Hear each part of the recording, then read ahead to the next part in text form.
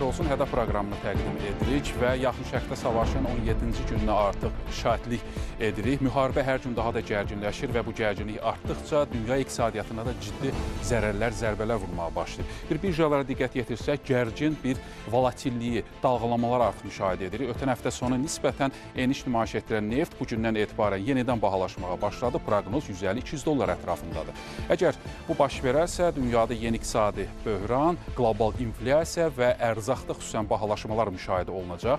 Bunu beynəlxalq maliyyə qurumları belə bir ehtimal, belə bir proqnoz verməyə başlayıblar. Bu baş verə biləcəkmi? Ümumiyyətlə, yaxın şərqdə baş verən hadisələrin müzakirəsini aparacağıq. İstərdik qonaqlarımızı təqdim edək. Milli Məclisin deputatı Azər Allahverənov. Azər müəllim, xoş gəlmisiniz. Salamlayırıq sizi. İqtisadçı Emin Qəribli, xoş gəlmisiniz sizlə. Və biz istərdik ilk olaraq tərəflər bir-birinə güzəştə getmək niyyətində deyirlər. Həm Birləşmiş Ştatlar prezidenti və İran Xarici İşlər Nazirindən qısa bir açıqlama var. Açıqlamaya diqqət yetirək, sonra suallarımız olacaq.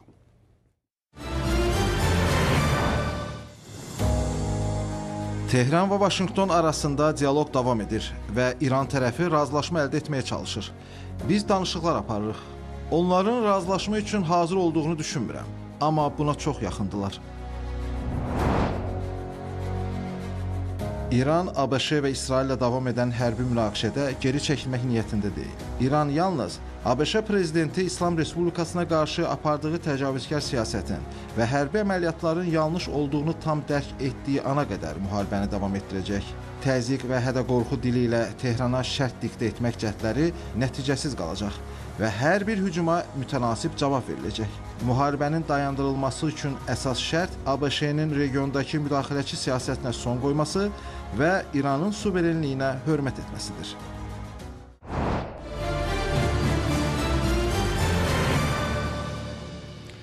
Bəli, Azər müəllim, göründüyü kimi tərəflər güzəştə getmək, danışıqlar masasında oturmaq niyyətində hələ deyirlər. Müharibənin 17-ci günü yaşayırıq. Bir 17 günə bir nəzər yetirək, cəbhədə, yaxın şərqdə nə baş verir? Rasim müəllim, bəli, mən sizinlə tamamilə razıyam ki, tərəflərin hələlik güzəştə getmək niyyəti həqiqətən yoxdur. Hərçənd ki, düzdür, İranın Xarici İşlər Naziri son bəyanatların birində xüsusilə qeyd elədi ki, biz müzakirələr aparmağa hazırıq. Bax, belə bir fikir ən azından informasiya müstəvisində yer aldı. İndi ola bilər, fake məlumat da ola bilər. Yəni, biz indi necə ki, döyüş meydanında amansız döyüşlər gedir. İndi raket zərbələri olsa belə, havadan hücumlar baş verirsə belə, amma eyni zamanda informasiya müstəvisində də müharibə gedir. Çox sayılı fake məlumat dövrəyə buraxılmaqdadır. İndi rəsmi kanallardan əldə olunan məlumat onu deməyə əsas verir ki, ən azından Araqçı bu fikri söyləyibdir. Amma burada başqa bir önəmli olan məsələ də nədən ibarətdir? Donald Trump'ın da faktiki olaraq, indi siz gətirdiniz iqtibasında da qeyd olunur ki, İran tərəfi hələm danışıqlara hazır deyil. Amma bu nə deməkdir? Bunu diplomatik dillə danışsaq, deməli bu deməkdir ki, pərdə arxası təmaslar var. Ola bilər, üçüncü ölkə vasitəsilə, müəyyən diplomatik kanallar vasitəsilə danışıqlar aparılır. Ən azından orta məxrəc olmasa da belə, bu danışıqların aparılması bəlkə də harca müəyyən məndə müsbət hal kimi dəyərləndirilə bilər. Çünki əgər bu olmasa belə, biz müharibənin gedişatında eskalasiyanın tamamilə yeni bir səviyyəyə qalxdığını görmüş olarıq. Hərçənd ki, düzdür, ola bilər ki, hələ o apogeya, pik nöqtəsinə gəlib çatmayıbdır, bu da var. Amma istənilən halda biz nə görürük bu 17 gün ərzində? Faktiki olaraq biz gündən-günə müharibənin xarakterini dəyişdiyini görürük. Gündən-günə yeni hədəflərin müəyyən olunduğunu görürük. Hər iki tərəfdə. Mən burada hansısa bir tərəfi xüsusilə seçmək istəmirəm. Çünki hədəflərin seçilməsində tərəflər asimetrik yanaşırlar və nəticə etibarilə yeni silahlar istifadə olunur. Misal üçün, əgər Amerika Birləşmiş Ştatlarına məxsus dəniz donanması Qırmızı dənizdə daha yaxın məsafədə, İran sərhədlərinə yaxın təqribən 350 kilometr bir məsafədə yerləşmişdirsə, İranın raketlərinin həmin hədəflərə çatma ehtimalının çox yüksək olması səbəbindən və buna da cəhdlər olmuşdu. Məcburiyyət qarşısında Amerika Birləşmiş Ştatları gəmiləri təqribən 1000-1200 kilometr məsafəyə uzaqlaşdırmağa nail oldu ki, ən azından həmin o balistik raketlər vasitəsilə hətta atılmış olsalar da belə müəyyən olunması və dərhal zərərsizləşdirməsi üçün vaxt imkanları qalsın. Yəni bunu göstərir ki, tərəflər asimetrik zərbələr endirirlər. Zərbələrin xarakteri də dəyişir, istifadə olunan silahlarda dəyişir. Yeni silahların xüsusilə də bir növ sınaqdan keçirilməsini biz görürük. Çünki elə silahlar var idi ki, xüsusilə də İran tərəfindən atılanlar, onlar dönənə qədər bunkerlərdə saxlanılırdı. Yalnız hansısa qeyri-rəsmi mənbələrdə biz hansısa silahların, raketlərin sınağı barədə məlumata rast gəlirdi. Amma burada artıq döyüş meydanında real olaraq həmin silahlardan istifadəni biz görürük. Xüsusilə də sonuncu raket, Sacil olan raket, hansı ki 2500 kilometr uzunluğunda olan bir məsafəni vurmaq iqtidarındadır. Onun da özünə məxsus xüsusiyyətləri var. İstənilən halda biz nə görürük? Biz görürük ki, müharibənin xarakteri getdikcə dəyişir. Amma bu dəyişən müharibə eyni zamanda iqtisadi müstəvidə də öz bu və ya digər formada təsirlərini göstərməkdədir. Hörmətli ekspertlərimiz bununla bağlı, iqtisadçılarımız bununla bağlı öz fikirlərini söyləyəcək. Amma istənilən halda siz neftin qiymətinin artma ehtimalı barədə danışdınız. Mən ona da bir balaca ştrix vermək istəyirəm. Məsələ bundadır ki, Hörmüz boğazı ətrafında son 2 gün ərzində baş verən proseslər faktiki olaraq neftin birjadakı olan qiymətinə təsir edir. Bu hansı hadisələr idi? Amerika Birləşmiş Ştatlarının prezidentinin çağırış etməsi müttəfiqlərinə ki, Hörmüz boğazı üzərində təhlükəsiz keçidin təmin olunmasında onlar öz səylərini göstərməlidirlər.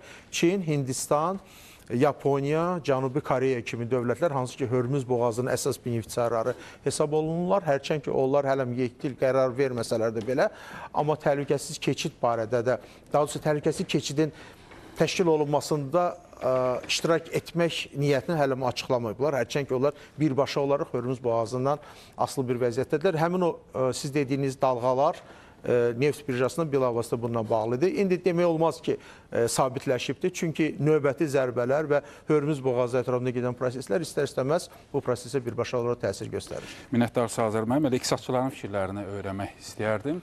Emin müəllim, sizdən başlayaq. Neftin qiyməti ilə bir neçə günün biz dinamikasına, trendinə nəzər yetirsək, ötən həftə sonu nisbətən qiymətlərdə biraz eniş müşahidə olundu. Amma həftə sonu 6 bazar günləri biz nəyi müşahidə elədik? Yenə də Hörmüz boğazı ətrafında baş verənlər, Hörmüz boğazının bağlanması, gərginliyin daha da artması və eyni zamanda bir də siyasətçilərin də bu bəyanatlarından sonra qaraqızıl kəskin bahalaşmaya başladı. Elə son qiymətləri, ortalama qiymət bu gün ərzində $105 civarındadır və indi də bu artım davam edir. Hətta növbəti etapda da buna $200 kimi artım ehtimalı var. Bu barədə də danışacağıq və bütün bunlara nəzər yetirərək ümumi fikirlərinizi öyrənək. İqtisadiyyatlara necə təsir etdi? Bəli, bildiyimiz kimi o bölgədə yerləşən ölkələrin əksəriyyəti bu neft və qaz ixrac edən ölkələrdir və dünyada ən böyük neft yataqlarına malik olan, ehtiyatlarına malik olan ölkələrdir. Təbii ki, və bir fokusdan baxsaq, bu ölkələr dünyanın ən iri iqtisadi birlikləri, iqtisadi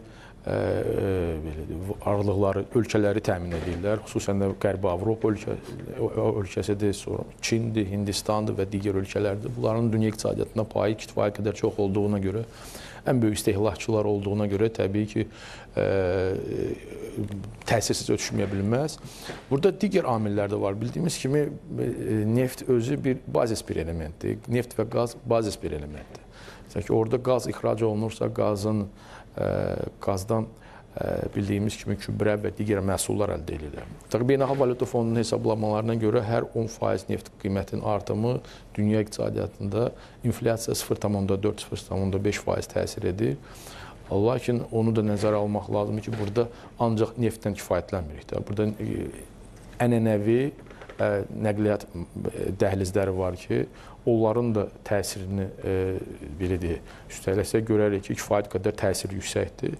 Ona görə əminliklə demək olar ki, bu davam edərsə, bu gərginlik davam edərsə, təbii ki, dünya iqtisadiyyatına problemlər yarana bilər və sizə keçən dəfə də müzakirə edirdik ki, ümumiyyətlə son devirlər dünya iqtisadiyyatına gedən proseslərə diqqət etirsək, görərik ki, məhz hətta bir neçə 100 il təhlil etsək də görərik ki, birinci 30 il, 20 il, bilmirəm, təsadüfəndir, yox, birinci 30 il həmişə gərgin olur və artıq ondan irəli gələrək bir çox iqtisadçılar deyirlər ki, bu illərdə böyük böhranlar başlaya bilər və hər bir iqtisadi resesiya, hər bir kataklizmadan sonra və ya ondan öncə qeyd edirlər ki, bu artıq o böyük resesiyanın əlamətləridir. Baxımdan bəli, bu gün də o resesiyadan danışırıqsa, bunun bir ən vacib əlamətlərindən biri də odur ki, bu müharibə nəticəsində ölkələr arasında yaranan iqtisadi münasibətlər pozulmağa başlayır. Və ondan öncə bu tendensiyanı biz indi deyirik, bir tərəfdən deyirik, bir hərbi münaqişədir. Amma digər tərəfdən biz bilirik ki, burada ticarət müharibəsi də gedir. Ölkələr arasında sanksiyalar da davam edir. Müharibəsinə təsir edən əsas amillərdən biri dediyimiz kimi neftin qiymətidir və ötən həftə ərzində neft qeyd elədiyimiz kimi qalxdı. Ötən həftənin birinci günü elə 118 dollarla elə start verdi birjalar və proqnoz qiymətlər var. Dünya Bankı, Bloomberg'in, Qətər Energetika Naziri, Deutsche Bank'ın və İran rəsmilərində bir xəbərdarı da var, 200 dollar civarında. Göründüyü kimi qiymətlər 100-200 dollar səviyyəsinə kimi arta bilər. Biraz əvvəl siz qeyd elədiniz, əgər neft 10% bahalaşarsa, bu inflyasiyanı 0,4% artıra bilər. Bəs 200 dollara kimi qalxa bilərsə, bu ehtimal varmı və bu iqtisadiyyatlar üçün nə demək olacaq? Bəli, bu ilk günlərdə artıqdır. Hətta sizə deyim ki, ilk saatlarda mən oxuyurdum, proqnozlar verirdi, 200 dollardan yüksək də demişdilər, 210 dollar. Elə Goldman Sachs'ın ilkin, yoxdur burada, Goldman Sachs'ın ilkin proqnozlarına 210 dollar tarixi maksimum qeyd etmişlər və bugünkü gedişat onu görsədə çox güman ki, ona doğru gedir və təbii ki, inflyasiyada, bilirsiniz, inflasiyanın burada ancaq neftdən danışdım. Mən ancaq dedim 0,4% neft.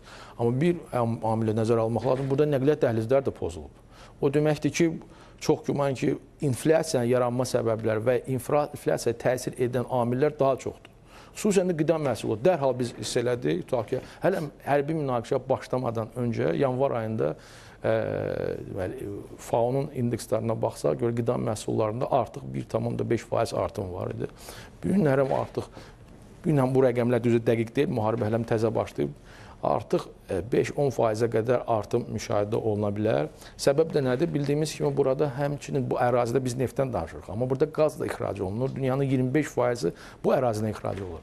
Qazdan da biz gübrə əldə edirik və gübrənin İran və sizə deyək ki, İran da bizim fikrimizcə elə də kiçik bir ölkə deyil. İran, Hindistan, Çin, Braziliyaya gübrə ixrac edir.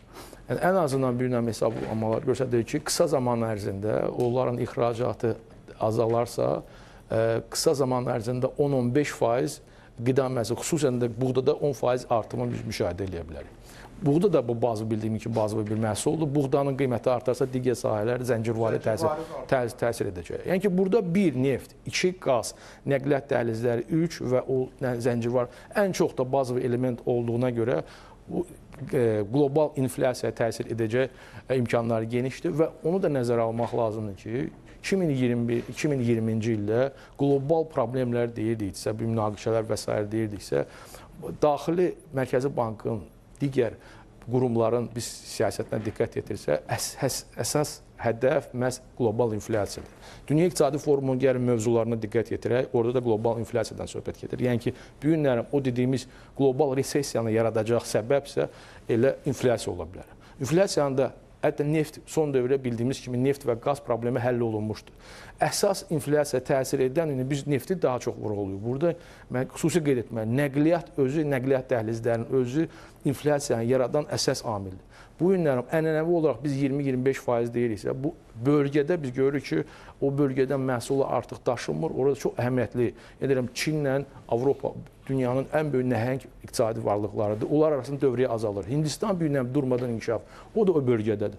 Ona görə hesab edirəm ki, bəli, burada dünya iqtisadiyyatına, indi İran özü 150 dollardır. İranın tutalım ki, təsir etmə imkanları ancaq neftədirsə və ya Hörmüz boğazadırsa, əslində amma o bölgə çox əhəmiyyətli olduğuna görə təbii ki, çox böyük təhlükələr var və mən sizə yenə deyirəm ki, o 200 dollar çox optimistik bir. O 200 dollar nəyin əsnasındadır? Sizə deyim, neftə görədir. Burada digər amillər nəzərə alınır və Amerika Birləşmiş Ştatları bu xaosun qarşısını almaq üçün dedi ki, bütün ehtiyatlarımı açıram və qısa zaman ərzində o ehtiyatları satacağım. Amma o da, gəlin hesablayaq, Amerika Birləşmiş Ştatlarının ehtiyatı neçə zamanda bitər? 3-4 aya o ehtiyatlar yekunlaşır. Siz Çindən söz açdınız. Çinin əsasən dünyanın ən böyük neft enerji daşıyıcılar ixalatçısıdır və əsas Rusiya, İran, Venezuela'da bu ucuz nefti alırdı. Venezuela bəllidir, artıq bu ölkədən qara qızıl almaq ehtimalları sıfıra enib. Rusiyadan demək olar ki, neft alışı, düzdür, bu bir ay müddətində müəyyən qədər şərait yaradıldı Rusiya ki, bu nefti sata bilsə və nəhayət İran. Hörmüz boğazının bağlaması artıq Çin iqtisadiyyatına təsir etməyə başlayıb. Bu mətbuatdan bu məlumatları əldə edir və qeyd olunur ki, artıq bu ölkədə bəzi zavodlarda emal prosesi kifayət qədər zəifləyib, çünki neft daxil olmaları azalıb. Elə istərdik ki, Çindən bağlantı ilə iqtisadçı Kənan Quluzadə bizə elə son məlumatları çatdırsın. Kənan, mənim hər vaxtınız xeyir olsun. Bilmək istərdik, Çində hal-hazırda vəziyyət necədir? Qiymət artımı müşahidə olunmu? Neft idxalı bərpa oluna biləcəkmi? Ehtiyatlar varmı bu ölkənin? Salam, Rasim mənim, axşamınız xeyir olsun. Almış olduğumuz bu məlumatlar eyni zamanda Hörmüz boğazının bağlanması, buna qədər Çinin əsas neft təchizatçılarından olan Venezuela ətrafındakı siyasi problemlər, buna qədər Rusiya fərqli neft şirkətlərinin sanksiya altına düşməsi Çinin enerji təhlükəsində getdikcə dərinləşən bir problemə səbəb olmuşdur. Hal-hazırda yerləşdiyim Çinin Şandon əyalətinin Zibo şəhəri və arxamda görmüş olduğunuz Çinin ən böyük özəl neft emalı zavodlarından olan Jincheng neft emalı zavodu. Kiçik bir misal göstərə bilərəm, ümumi deməli analizə keçməzdən qabaq. Ötən il yekunlarına əsasən müvafiq zavod təxminən 5 milyon ton deməli xam neft ixal etmişdir. Lakin bu il bu müvafiq ixal planlaşdırılır bir həcmdə təxminən 3,5 milyon ton planlaşdırılır. Lakin bu tonun da, bu həcmin də tam olaraq yerinə yetiriləcəyi sual altında görünür. Niyə? Çünki qısa müddət öncə müvafiq müharibə prosesində bağlanan Hörmüz boğazı Çinin xam neft idxalının əsas hissəsini təxminən 50%-ni tutur. Neftçin deməli Çinin günlük neft idxalı təxminən 11,5-12 milyon barel neftdir və müvafiq idxalın təxminən 50%-i Hörmüz boğazının üzərinə düşür və müvafiq boğazın artıq bağlanması Çin iqtisadiyyatında bir növ artıq ilkin gərginlik yaratmışdır. Şirkətlər artıq, böyük şirkətlər müvafiq təchizatlarını, müvafiq deməli neft saxlanıcı yerlərini doldurmağa qərar vermişlər və düşünürəm ki, bu gedişat, bu gərginlik getdikcə dərinləşəcək və müvafiq bu gərginlikləri yaradan Amerika Birləşmiş Ştatlarının əsas hədəfi də artıq ümumdaxili məhsulun həcminə görə qısa müddət sonra ABŞ-yə çatacaq olan Çinin istehsalatında gərginlik yaratmaqdır. Deməli, bu göstəricilər Çinin neft idxalında, xam neft idxalında və digər enerji məhsullarının idxalında yaranan bu idxal gərginliyi artıq Çinin müxtəlif təyinatlı məhsullarının istehsalına da təsir eləyir və bu təsir həm onun həcminə də təsir eləyir, həm onun istehsal deməli xərclərinin artmasına gətirib çıxarır. Bununla yanaşı burada həm də logistika xərcləri var. Müvafiq logistika xərclərinin bağlaşması Çin məhsullarını beynəlxalq bazarda artıq deməli müqayisə olunmayacaq dərəcədə bahalı məhsullar edəcək və belə olan təqdirdə də artıq Çin məhsulları beynəlxalq bazarda o müqayisədə uduzmuş olacaq. Bununla yanaşı aldığım məlumata görə Çinin xam neft rezervləri təxminən 1,2 milyard kubdur və mütəxəssislərin fikrinə görə bu rezervlər Çinin tələbatını yaxın 4-6 ay ərzində ödəmək qabiliyyətindədir və bunun ardında nələr baş verəcək, hansı çətinliklər yaşanacaq? Düşünürəm ki, Çin iqtisadiyyatındakı bu gərginlik, bu artım tempi aşağı düşəcək. Çin yuanının gərginləşməsi gözlənilir, onun inflyasiya faizinin artma gözlənilir və bütün bu göstəricilərdə Çin iqtisadiyyatını bir növ geri salacaq və bunu edən ABŞ-nin də əsas məqsədi məhz budur. Təşəkkür edirəm. Biz təşəkkür edirik. Çox sağ olun Kənan müəllim. İstərdik Fatma sizin fikirlərinizi öyrənək. Əslində iqtisadçımız bizim dediklərimizi də təsdiqlədi. Bu ölkənin bir 4-6 aylıq bir ehtiyatı var və ehtimal ondan ibarətdir ki, dünyanın ən böyük həm də ixracatçısı olan bu ölkədə ciddi problemlər yaradına bilər. Əgər neft idxalında məhdudiyyətlər olarsa və yaxud da qiymətlər artarsa. Sizcə bütün bunlar qlobal iqtisadiyyata necə təsir göstərə biləcək və ümumiyyətlə Hörmüz boğazında baş verən proseslərlə bağlı sizin də fikirlərinizi öyrənək. Aslında əslində dəyərli həmkarlar bu məsələyə kifayət qədər ətraflı məlumat veriblər. Burada dəyərləndirməyə gələndə çox sadə bir prinsiplə bu məsələyə yanaşsaq, Körfəzdən təxminən məhz Örmüz keçidi vasitəsilə dünya bazarının 20-30% sıxılmış qazı və nefti ixrac olunur.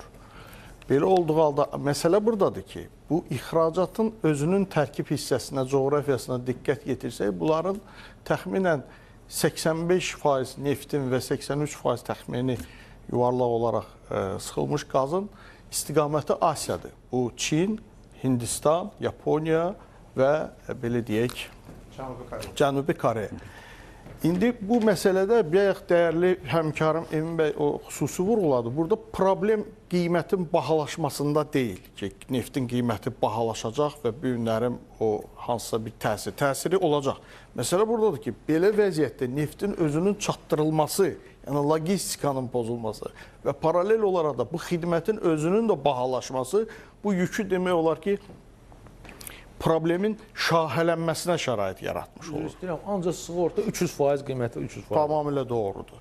Riskə getmək də mümkün deyil, çünki force major halı ilə bağlı sığorta halları da demək olar ki, əl çatarlığı itir. Belə olduğu halda, bəli, artıq bu dediyimiz sadalığımız ölkələr, ən birincisi də misal üçün Çin, nəzər almaq lazım ki, bugün Çin dünya ticarətində əmtə bazası kimi çıxış edir. Yəni, elə bir ölkə yoxdur ki, bu günlərim Çində hansısa bir qiymət artımı baş verdikdə ona təsir etməsi. O cümlədən biz Azərbaycan. Yəni, bütün ölkələrə bu təsir edəcək. Misal üçün, bir var bunu Amerika Birləşmiş Ştatları prezidenti tərəfindən süni bu yaradılır. Misal üçün, hər hansısa bir sanksiyalar tətbiq olunur, ithal vergiləri artır, bunu başa düşdük. Amma burada təbii bir formatda Çin istehsal prosesində bu çatışmazlıqlarla, bu çətinliklərə üz-üzə qala bilər. Ancaq indi keçək bir məsələ. Məsələ buradadır ki, bu tarixçəni, bu qiymət əmələ gəlmə prosesini dünya iqtisadiyyatı yaşayır. Ən azından 2014-cü ilin may ayına qədər qiymətlər 100 üzərində ticarət olunurdu. 100 dollar bir barel, 100 dollar üzərində ticarət olunur. Demək, bu o deməkdir ki, yaxın keçmişdə dünya iqtisadiyyatı əsasən də bu varlığa ehtiyacı olan ölkələr, iqtisadiyyatı neft amilindən asılılığı olan ölkələr adaptasiyanı keçib. Yəni, bu elə də bir böyük bir tarixdir, elə də bir böyük, belə deyək, uzun bir müddət keçmiş, elə bir texnologiyalarda da dəyişiklik yoxdur. Yəni, bu günlərim qiymət əmələ gəlmə prosesində əgər bu qiymət belə 100 üzərində qalarsa, düşünürüksə, biz bu tarixi görmüşük 10 il öncə. Və heç də o qiymətlər aşağı düşəndən sonra sözü gedən əmtələrin qiymətində də ucuzlaşma görməmişdik ki, bir kifayət qədər, misal üçün, neftin qiyməti 125 dollardan 40 dollar, 50 dollar üzərində ticarət olunursa, heç də bu istehsal olunan məhsulların qiymətində bir o qədər ucuzlaşma dünya bazarlarında müşahidə olmamış. Məhsullar istisna olmaq. Bəzi məhsullar, düz deyirsiniz. Ancaq ki, indiki belə vəziyyətdə konkret zaman və məkan çərçivəsində bunu izləmək vacibdir. Bir də ki, nəzərə alaq ki, birjaların reaksiyası çox belə hiss olunur ki, spekulativ alətlərin öz təsiri qalır. Çünki, baxın, bir nəm diqqət yetirsək, biz dünya birjalarındakı əməliyyatlara, onların həcm indikatorlarındakı vəziyyətə biz görürük ki, məhz bu proqnozlar əsasında mərc tipli ticarət əməliyyatlarına may ayına, iyun ayına kifayət qədər 200 dollar proqnozlar verilir və əməliyyatlar da açılır. Günü-gündən də bu həcm artır. Bu həcm artdıqca artıq belə fikir formalaşır ki, spekulativ yanaşma bunun belə sıçrayışla bahalaşmasına imkan verməyəcək. Fuad müəllim, birbaşa Çindən danışsaq, siz də qeyd elədiniz ki, belə Azərbaycan Çindən kifayət qədər ticarət dövrəyə malik olan ölkələrdən biri də bizik, kifayət qədər məhsul idxal edirik. Belə olan halda Çinin əsasən iqtisadiyyatı ixracın üzərində qurulub. Sizcə Çin hər halda buna razı olmayacaq ki, Hörmüz boğazına, deyək ki, Birləşmiş Ştatlar nəzarəti gücləndirilsin. Belə olan halda iki hegemon dövlət arasında yenidən ticari savaş və yaxud da hər hansı bir qarşıdurma baş verə bilərmi? Bu ehtimal nə qədərdir? Bilirsiniz, bu dəqiqə vəziyyət necədir? Gəlin belə dəyərləndirək də. Bu günlərim Çin iqtisadiyyatı Amerika Birləşmiş Ştatlarsız dolana bilməz. Yəni bunu nəzərə almaq lazım. Ən böyük ticarət dövriyyəsidir. Bu ticari savaş deyəndə burada maraqların toqquşmasından gedir də söhbət ki, hər kəs istəyir öz xeyrini daha çox götürsün. Sadə dillə deyək ki, tamaşaçılara izah olsun. Yoxsa biz hər dəfə deyəndə ticarət savaşı fikir formalaşır ki, hardasa müharibə gedir. Xeyr, burada sadəcə olaraq maraqların öz təsir dairələrinə salmaqdan gedir. Bu gün Amerika Birləşmiş Ştatları da o cümlədən həddindən artıq normativləri belə deyək, pozarsa, keçərsə səddi, yerli istehlak bazarında kifayət qədər inflyasiya ilə üzləşə bilər. Çünki Çin məhsullarından asılığı var. Hesab edirəm ki, bu dünyanın birinci iqtisadiyyatı deyək də, öz siyasətlərində tarazlı siyasətləri irəli sürürlər və bundan artıq mən düşünmürəm ki, nəyinsə çətinləşəcəyini və bundan da artıq mürəkkəbləşməyini gedə bilər. Aydındır. Birləşmiş Ştatlar prezidenti Donald Trumpsa NATO-nu necə deyərlər, hədəliyir ki, onlar da bu prosesə birbaşa qoşulsunlar. Sadəcə olar mı onda keçmədən olacaq? İcazənizlə bir Donald Trumpdan kiçik bir statı təqdim edək, sonra sizin fikirlərinizi öyrənərik.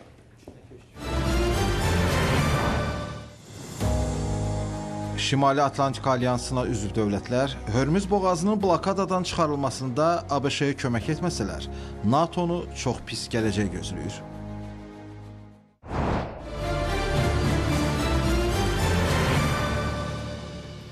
Qısaq olaraq zəhmət olmasa sonra... Problem odur ki, paralel olaraq buna paralel də bilirik ki, Amerika Birləşmiş Ştatlarla Çin arasında gömrük rüsumlarına dair tənzimlənməsinə danışıqlar da gedir paralel olaraq. Mənə elə gəlir, burada müharibənin özü də bu müzakirə predmetidir. Yəni ki, burada siz dediniz artıq maraqların toqquşması orada var idi. Çox güman ki, siz də azından gözəl bir söz dediniz ki, artıq danışıqlar gedir. Əslində burada daha çox maraqlar, Çinin maraqları belə də təsir olduğuna görə mənə gəlir bu danışıqlar çərçivəsində siz dediyiniz o danışıqlar da onun tərkib elementi kimi qəbul etmək olar. Bəli. Yəni, hətta orada başqa bir nüans da var. İndi Çinlə bağlı əgər danışırıqsa, indi mən Rasim müəllimin sualını gözləyirəm təbii ki. Çinlə bağlı həm də Rusiyaya qarşı tətbiq olunan iqtisadi sanksiyaların yumşaldılması məsələsi də var. Faktiki olaraq ABŞ çalışır ki, Çini Hörmüz boğazından olan asılılıqdan qismən azad eləsin və bunun hesabına orada yaranan ehtiyacı Rusiyanın hesabına təmin etmiş olsun. Çox burada incə oyun gedir. Əks halda da İran da Hörmüz boğazına təsir edir ki, Amerika Birləşmiş Ştatlarla Çin arasında mübahisə artsın. Təbii, gərginlik yaransın. Amma yeri gəlmiş ki, burada informasiya 2 dəfə səsləndi. Hörmüz boğazı bağlanmayıbdır. Yəni söhbət tam bağlamaqdan getmir. Məhdudiyyətin tətbiq olunmasından gedir. ABŞ və İsrail müttəfiqləri üçün Hörmüz boğazı bağlıdır. Nə dərəcədə realdır? Yox, realdır deyəndə o hüquq İrana məxsusdur. İran da faktiki olaraq Çin, Hindistan, Yaponiya və Cənubi Koreyaya məxsus olan tankerlərin buraxılmasına, keçməsinə şərait yaradır. Konkret olaraq İran özünün bir növ öz hüququndan istifadə edərək bəyan edir ki, Hörmüz boğazının üzərində mən bu ölkələrə keçidə şərait yaradıram. Yeri gəlmişkən elə buna görə də Donald Trump müraciət edir öz müttəfiqlərinə ki, Hörmüz boğazının təhlükəsizlik keçidinin təmin olunması siz də iştirak edin. Əgər bu baş verməzsə, necə ki, iqtibasda qeyd olundu ki, NATO-nu pis günlər gözləyir. İndi o barədə danışırıq. Elə sualımız da bununla bağlıdır Azər müəllim. Sizdən soruşmaq istəyərdik. Həqiqətən də NATO və müttəfiq ölkələr bu prosesə qoşulacaqlarmı? Elə Almaniya və Britaniya artıq bu prosesdə iştirak etməyəcəklərini bəyan edir. Baxın, çox həssas bir məqamdır. Həssas məqam nədən ibarətdir? Bəli, müttəfiqlərə müraciət olunur. Müttəfiqlərin bir qismi bundan imtina edir. Digər bir qismi bu proseslə bağlı hələli öz neytrallığını ifadə etmiş olur. İmtina edənlər nədən imtina edir? Hərbi müdaxilədən imtina edir. Yəni, əgər hər hansı bir hərbi əməliyyatlar başlayarsa Hörmüz boğazı ətrafında ki, həmin o dövlətlər orada iştirak etməməyə dair qərar verirlər. Amma digər dövlətlər hələlik ki, bir qədər neytrallığını göstərmiş olur. Amma həmin o Hörmüz boğazı ətrafında gedəcək hərbi əməliyyatlar ətrafında iştirakə dair razılıq verməyən dövlətlər bu və digər formada bu prosesdə iştirak edirlər. Çünki onlar ABŞ-ın və İsrailin müttəfiqləridir. Məsələ buradadır. Yeri gəlmişkən onu da deyim ki, hərbi əməliyyatlar başlayarsa, nə üçün Donald Trump deyir ki, NATO-nu çox pis günlər gözləyir? Bu deməkdir ki, Hörmüz boğazını güc yolu ilə azad etmək və ya Hörmüz boğazı üzərində güc yoluna nəzarəti tətbiq etməyə çalışsa ABŞ, bu gec ya tez quru əməliyyatların başlamasına rəvac verə biləcək bir haldır. Nə üçün? Çünki Hörmüz boğazı tək dəniz hövzəsində gedəcək hərbi əməliyyatlardan söhbət getmir. Hətta dəniz üzərindən baş verəcək hərbi əməliyyatlar, indi burada bizim hərbi ekspertlərimiz yoxdur, yəni ki, onlar daha dəqiq bununla bağlı izah verərlər. Amma dəniz üzərində hərbi əməliyyatlar baş versə də belə, İran öz ərazisindən o nəzarəti tətbiq etmək istəyən dəniz donanmasına çox tutarlı zərbələr endirə bilər. Bunun üçün də mütləqdir ki, ərazilərdə belə döyüş əməliyyatları davam etdirilsin və bir növ ərazidə olan o deyək bufer zona deyək bunun adını və ya təhlükəsiz zona deyək necə istəyirsə adını qoya bilərik. Yəni bu da təmin olmalıdır ki, bu da quru əməliyyatların həyata keçirilməsini nəzərdə tutur. Ona görə də ən təhlükəli məqam məhz o quru əməliyyatların başlamasıdır. Yeri gəlmişək biz burada neft barədə danışdıq. Bir çox vacib əsas məsələ həm də nədən ibarətdir? Son 2-3 gün Hörmüz boğazı ətrafında gedən bu proseslər eyni zamanda digər bir hadisə ilə yanaşı neftin kəskin artmasına gətirib çıxardı. Hərçənd ki, birjalarda spekulativ üsullar hər zaman olubdur, bu dəfə daha çoxdur. Tamamilə razıyam hörmətli Fuad müəllimlə. Amma Hark adasına neft, qaz əsas qaynağı olan infrastrukturla İranın ən böyük infrastrukturu məhz Hark adasıdır. Hark adasına zərbələrin endirilməsi həmin o variativliyi təmin eləmiş oldu və digər bir vacib məsələ Bandar Abbas dəniz limanının vurulması. Son 2 gündə siz fikir verirsiniz ki, Bandar Abbas istiqamətində çox belə həyəcan xəbərlər yayılmaqdadır. Çünki faktiki olaraq dünyanın eyni zamanda logistika mərkəzlərindən biri olan Bandar Abbasın faktiki vurulması həmin o nəqliyyat dəhlizləri zəncirinin pozulmasını gətirib çıxardan çox vacib bir nüansdır. İstənilən halda Donald Trump yeri gəlmişkən ABŞ-la da bağlı o məsələni deyək ki, burada pərdə arxası, yəni diplomatik kanallarla müxtəlif iqtisadi dairələr arasında aparılan danışıqlar da bilavasitə onunla bağlıdır ki, ABŞ çox gözəl başa düşür. İran hərbi raket zərbələrinin coğrafiyasını böyütməklə gərginlik dərəcəsini artırmaqla nəticə etibarilə həmin o dövlətləri, o cümlədən də Fars körfəzinə daxil olan dövlətləri bir növ ABŞ-ın üzərinə qaldırmağa cəhd edir. ABŞ bunu çox gözəl dəyərləndirir. Ona görə də bir qədər o zərbələri yumuşaldıracaq. Yəni, onun üzərinə gələcək dalğanı yumuşaltmaq məqsədi ilə digər alətlərə əl atır ki, onlardan biri həmin o dediyim kimi Çinin və digər dövlətlərin ehtiyacını təmin edə biləcək resursların maneəsiz də yox, belə də nisbətən güzəştli əsaslarla təmin olunmasına şərait yaratmaqdır. Rusiya ilə bağlı gedən informasiya da bilavasitə bunun üzərindən baş verməkdədir. Minnətdarlıqsa, Emin müəllim, biraz əvvəl siz qeyd elədiniz inflyasiya göstəriciləri. İndi biraz sonra biz qlobal inflyasiya proqnozlarını da təqdim edəcəyik. Elə Beynəlxalq Valyuta Fondu, Dünya Bankı, İqtisadi Əməkdaşlıq Təşkilatı, JP Morgan və digərləri göründüyü kimi inflyasiya göstəricilərini artıq artırıblar. Kifayət qədər artım var. Ərzaq məhsullarının qiymətində də bir bahalaşma müşahidə olunur. Onu da biraz sonra biz təqdim etməyə çalışacağıq. Sizcə qlobal inflyasiya proqnozu nə qədərdir və yaxud da ki, bu beynəlxalq təşkilatların proqnozları özünü doğrudacaqmı? Bu baş verərsə, dünya üçün əlavə bir böhran ehtimalları varmı?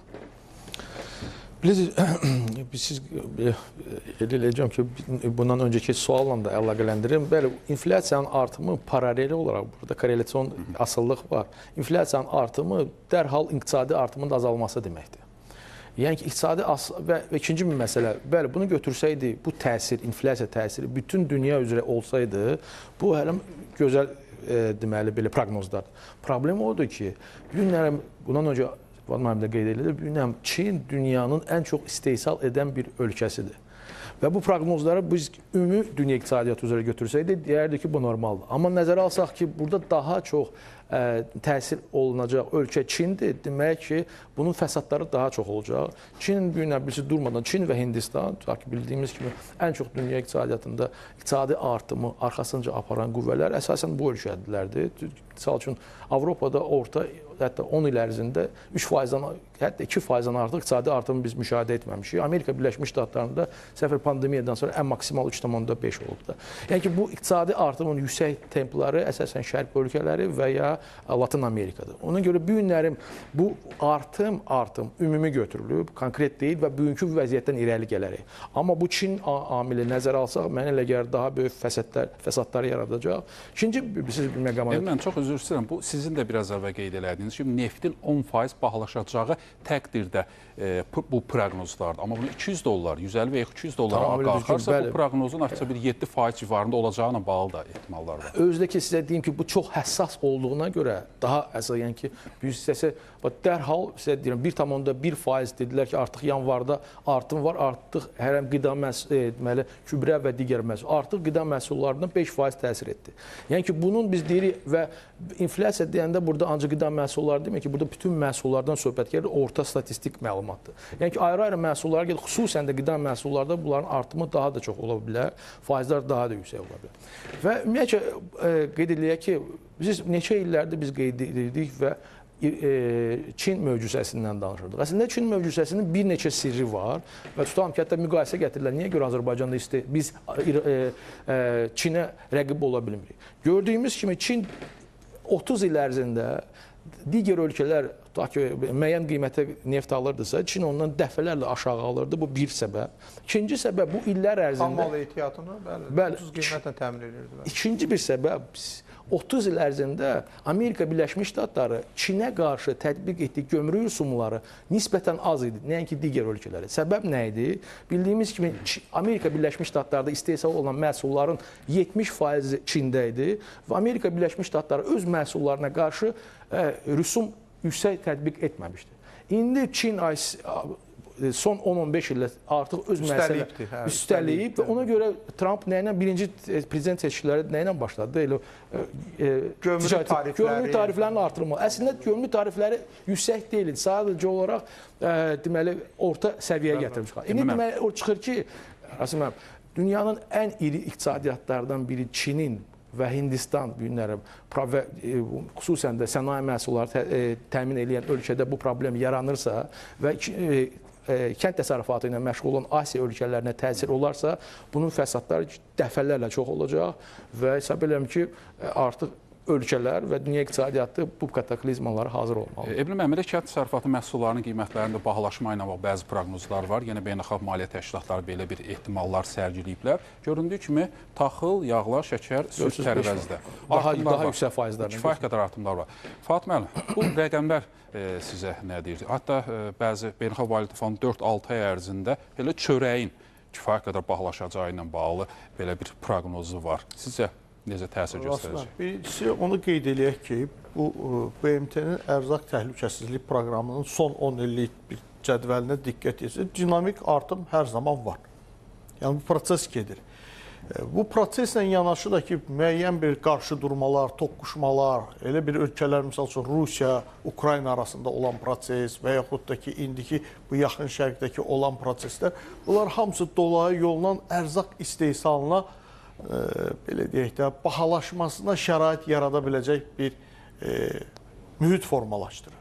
Ən azından, Emin müəllim, səhv eləməmsə diqqət o məsələyə toxundu. Təkcə gübrə istehsalı ilə bağlı bu körfəzdəki vəziyyət, nəzərə alsaq ki, qatar günlərim təkcə bu azot tipli gübrələrdən karbamid və ammiakın istehsalının demək olar ki, 30%-ni həyata keçirir. Və bu tipli gübrələr də buğdadır, qarğıdalıdır, eyni zamanda düyüdür, onun yetişdirilməsində... Yerinə düşdü gübrələrin. Əsasən dünyanın gübrənin 20%-dən çoxu məhz Hörmüz boğazından daşınır. Karbamidin qiymətinə müharibə başlayandan, mart ayının 3-dən bu günə kimi görün nə qədər bahalaşmış müşahidə, 40%-in üzərində və digər gübrələrdə də. Tamamilə doğrudur. Bu da dolayı yolla artıq qiymətin bahalaşmasının zəminini yaradan bir fundamentdir. Yəni, bu günlərin bu gördüyümüz bu rəqəmlər artıq tam əminliklə demək olar ki, bəlkə də o ilkin göstərdiyiniz rəqəmlərin artımından daha çox ola bilər ki, az ola bilməz. Çünki bu onun əsasını yaradan bir vəziyyətdir. Fuad müəllimin sözünə qüvvə. Burada bilirsiniz, çox maraqlı bir proses müşahidə olunmaqdadır. Yəni, adətən Emin müəllim də, Fuad müəllim də qeyd elədi. Baxın, biz bir suya bir daş atsaq, daşdan gedən dalğalar var da. O daşın düşdüyü episentrdə dalğalar daha güclü olur və getdikcə də bir qədər sönür. İnflyasiya mövzusunda situasiya bir qədər fərqlidir. Yəni, tam bunun əksidir. Fərz elə Çində kəskin qiymət artımı baş verirsə, məsəl üçün hansısa 1% dərəcədə, deyək şərti olaraq 5% deyək. Bu artıq digər ölkələrdə 5, 15, 25 faizlə özünü göstərməkdə. Burada əks bir proses baş verir. Ona görə də bu zəncirvari bağlılıq bu və ya digər formada gedir ABŞ-a da toxunur. ABŞ da istər-istəməz bu prosesi dəyərləndirir. Ona görə də bir qədər o dalğaların, yəni o inflyasiya dalğaların yumşaldılmasına və ya sövməsinə səbəb ola biləcək digər alətlər üzərində bugün düşünməkdədir. Ya da başqa ki, bu günə qədər Çin ucuz neft alıb nəyisə istehsal edibsə, bu İran müharibəsindən sonra Amerika Birləşmiş Ştatları ora nəzarət edərsə, ondan öncə statistik məlumatı mühüm hissəsi, Çinin mühüm neftin hissəsi İrandan ithal olunur. Deməkdir ki, bundan sonra Çin istehsal etdiyi məhsullar daha başa gələcək. Ona görə ki, neft gələcəkdə alacaq nefti təbii ki, bazar qiymətinə alacaq. Yəni ki, bundan öncə 80 dollara neft idisə, o İrandan 30 dollar alırdı. Amma bundan sonra 80 dollar alacaq və təbii ki, qiymətlər artacaq. Elə Fars körfəzinin digər ölkələrinə bunu alacaq, həmin qiymətə də. Bəli, artıq. Səudi Ərəbistan, digər elə İranın özündən də gələcəkdə ala bilər, artıq 80 dollar. Nəzarət olsa, hə. Amma ki, yeri gəlmişkən o bir məsələ də çox burada həssas bir nöqtə nədən ibarətdir, həssas məqam.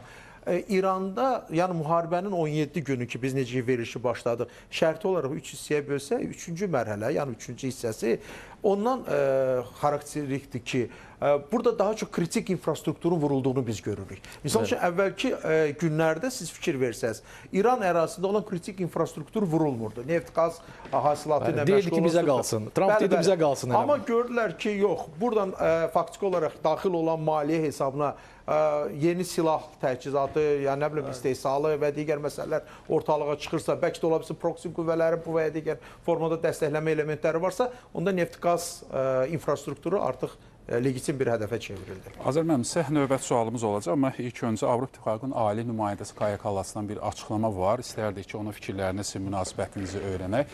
Hörmüz boğazının açıq qalması Avropa İttifaqının maraqlarına uyğundur və bu həyati əhəmiyyətli dəniz nəqliyyatı marşrutunun açıq qalmasını təmin etmək üçün Avropa İttifaqının nə edə biləcəyi müzakirə olunacaq. Sizcə Avropa İttifaqı nə edə biləcək və sizcə hal-hazırda bu baş verən proseslər daha çox məhz Avropa İttifaqı ölkələrinə təsir etdi. Elə yeri gəlmiş Avropa İttifaqı Şurasının prezidentinin də Bakıya səfəri zamanı Azərbaycanın enerji, ticari dövriyyənin artırması ilə bağlı bir dəstək istənildi. Deməli, vəziyyət qeyri-müəyyəndir. Sizcə Avropa Birləşmiş Ştatlara təsir göstərə biləcək? Deməli, burada Kaya Kallasın çıxışına gəldikdə, əslində Hörmüz boğazının açıq qalmağı hamıya sərf edir. Elə İran özünə də sərf edir. Tək Avropa İttifaqına yox, bütün dünya ölkələrinə sərf edir. Hansı ki, bilavasitə neft-qaz hasilatının ixracından asılı bir vəziyyətdədirlər. O cümlədə kübrə və digər məsələlərdə. Amma konkret olaraq söhbət Avropa İttifaqından gedirsə, yəni belə deyək, sırf geosiyasi nöqteyi nəzərdən yanaşılan məsələyə, Avropa İttifaqı ilə İran arasında Fransa üzərində çox ciddi təmaslar var.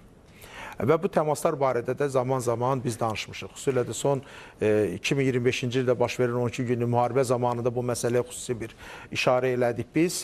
Və düşünürəm ki, Fransa Avropa İttifaqının əsas iki vacib dövlətlərindən biri hesab olunursa ki, bu belədir, aşağı-yuxarı. Yəni, deyək, daha çox iqtisadi zəmində orada güc sahibi, söz sahibi Almaniyadırsa, siyasi cəhətdən bu prosesə bu və ya digər formada təsir edir. O cümlədən də Avropa İttifaqının xarici siyasət kursuna təsir etmə imkanına məhz Fransa malikdir. Və Fransa bunu çox digər müxtəlif institutlar vasitəsilə və təşkilatlar vasitəsilə çox uğurlu şəkildə həyata keçirir. O düşünürəm ki, əgər Avropa İttifaqı ilə İran arasında birbaşa danışıqlar üçüncü tərəf olmalı. Məsələn, ABŞ-da bu daha çox üçüncü tərəf. Məsələn, Oman idi və digər dövlətlər. İndi nəzərə alsaq yenə diplomatik kanallar vasitəsilə təmaslar var. Hərçənd ki, hər iki tərəfdən də bu belə deyək də təqzib olunur, amma reallıqda deyilən ifadələr bunu demir, başqa bir şey söyləməyə əsas verir. Amma Avropa İttifaqı ilə İran arasında Fransa üzərinə birbaşa təmaslar ola bilər ki, elə həm də ona hesablanıbdır ki, Hörmüz boğazı tam bağlanmasın.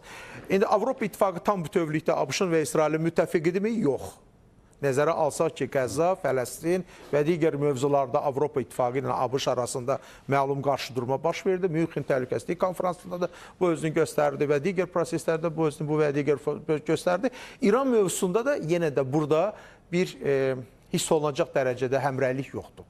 Ən azından Almaniyanın, indi Avropa İttifaqının üzvü də olmasa, Böyük Britaniyanın bu və digər formada faktiki olaraq bu prosesdə iştirak etməməsinə dair fikir söyləməkləri Avropa İttifaqı üçün o diplomatik kanalların açıq saxlanmasına və danışıqların aparılması üçün əlavə imkanlar yaradır. Ona görə də Kaya Kallas deyir ki, danışıqlar və müzakirələr aparılacaq. İndi danışıqlar dedikdə bu daha çox Avropa İttifaqı daxilində danışıqlar nəzərdə tutulur. Amma müzakirə və danışıqlar istənilən halda yəqin ki, müəyyən kanallar vasitəsilə elə İranın özündən də yeri gəlmişən elə aparılmaqdadır ki, bu günə qədər Hörmüz boğazı tam bağlamayıbdır. Mən bunu da deyim sizə.